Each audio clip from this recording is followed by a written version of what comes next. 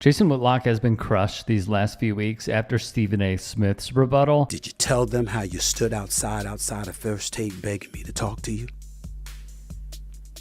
Did you tell them that once this same article in Deadspin came out, weeks later you wrote a lengthy apology to me in an email, begging me to forgive you, pointing out how you were betrayed by this particular writer, so you know how I must feel that you betrayed me? Did you tell the folks that? Did you tell them? You fat piece of And now more are piling on. But it's like, I'm going to pick the right fights and the fights that are going to put money in my pocket. I'm just not going to fight anybody. You referenced Corey Holcomb. When his numbers went down, I stopped responding to him. I don't respond to him no more. He says my name, I don't respond to him no more.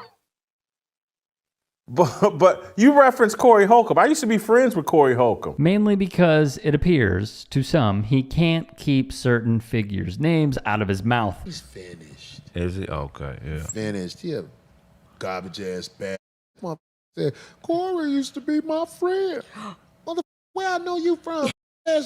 Yeah. Bobby had me drop you off at a hotel because you didn't have a ride. It was before Uber and shit.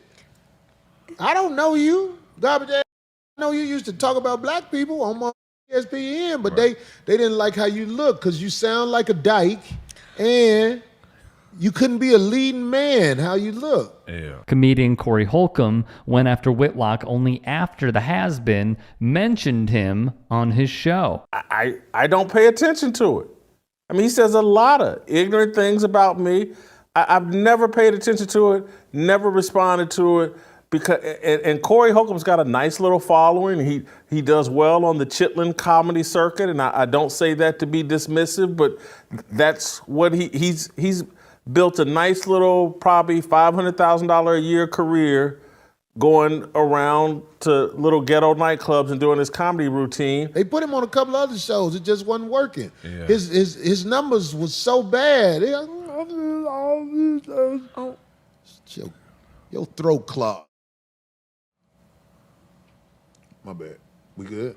Mm-hmm. I ain't trying to make nobody be on the spot, but I gotta speak on it. God damn it. Corey Holcomb, welcome. Good morning. How do you feel about Jason Whitlock, Corey? He's a professional burper. And he can lie about me and ridicule me and all that other stuff, but in my lane, for what he can't hurt me. Everything he says, he's looking for approval from Caucasian people, and right. I want those guys to know that Caucasian people see it. He want me to respond. Some dude said he was a friend of mine. I used to be a friend of Corey. I used to be friends with Corey Holcomb. I don't even know this dude. One day, Bobby Glanton Smith asked me would I drop him off at the hotel, and I was like, yeah, I'd drop him off because I knew him from being on ESPN. But then when I watch how he used to sell out brothers and sisters, I stopped. Okay. I was like, oh, no, I can't support that. I wish I did have $500,000. That's some good money. All right, look, so everybody knows how we feel about Jason Whitlock, and I want to revisit something very quickly. The problem with Jason is he is showing, and I think Corey Holcomb put this well, and a lot of others have put it more eloquently than I, but he has said, hey, racist white people, I'm your guy. That's what it comes down to.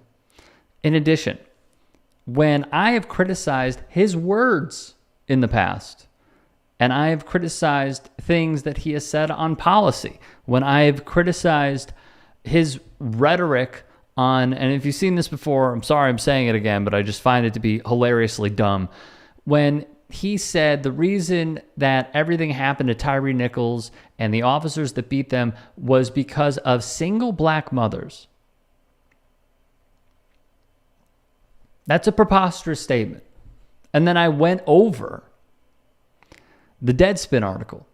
And then I went over how he cannot have his services retained for a lengthy period of time at the employers that he has had because no one likes him. And no one wants to work with him. ESPN, Kansas City Star, Fox Sports 1, Outkick the Coverage, The Blaze. Like, it's just going to happen at some point. because people don't like him. And yet when he saw my TikTok, apparently, he attacked me by saying, yeah, you know, this guy, he works for this company and he's a stalker. He stalks me. First off, don't know where you live, don't care. But as I said previously, let's talk about stalker for a second. When LeBron James's house was spray painted with the N-word, you didn't go after the stalker. You said, well, you know, wealthier black people are immune from racism. He didn't mention stalker once. When he had that back and forth with Chris Broussard, and then when he had that back and forth with Colin Cowherd on Fox Sports 1 on 2 different shows. So for a writer, doesn't know the definition of stalker or just intentionally misuses it.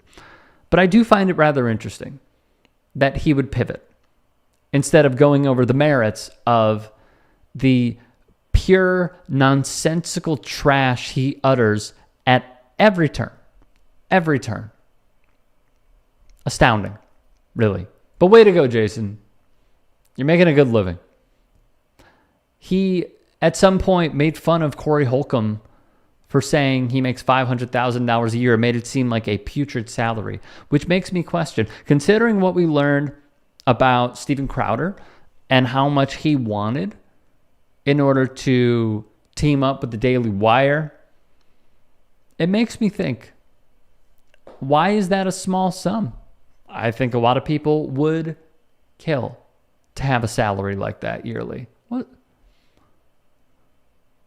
And he's making it seem like small potatoes. Makes you think, doesn't it?